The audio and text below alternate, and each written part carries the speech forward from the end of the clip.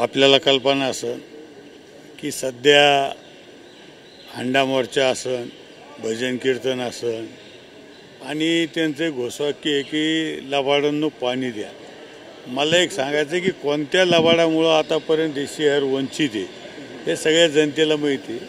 आणि आता तुम्हाला सांगतो कुठेतरी योजना ही अंतिम टप्प्यात आलेली आहे। माझ्यासोबत स्वतः आपल्या महानगरपालिकेचे आयुक्त माझ्यासोबत आहे आणि मला वाटतं आता जनतेला हे पाणी मिळणार आहे। त्यांना वाटतं आपण हे श्रेय घेतलं पाहिजे, त्याच्यासाठी त्यांची ही धडपड चालू आहे।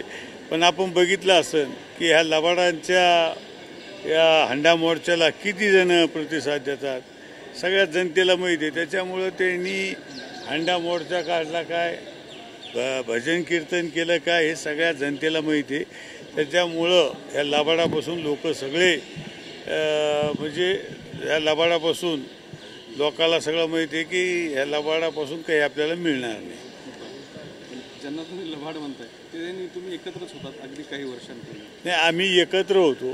तर मला एक म्हणायचं की आम्ही एकत्र असताना ज्यावेळेस मुख्यमंत्री उद्धव साहेब होते त्यावेळेस त्यांनी लक्ष द्यायला पाहिजे होतं। आदित्य ठाकरे साहेब कॅबिनेट मंत्री होते त्यावेळेस यांना कुठं वेळ नव्हता, मिटिंगा घेतल्या नाही।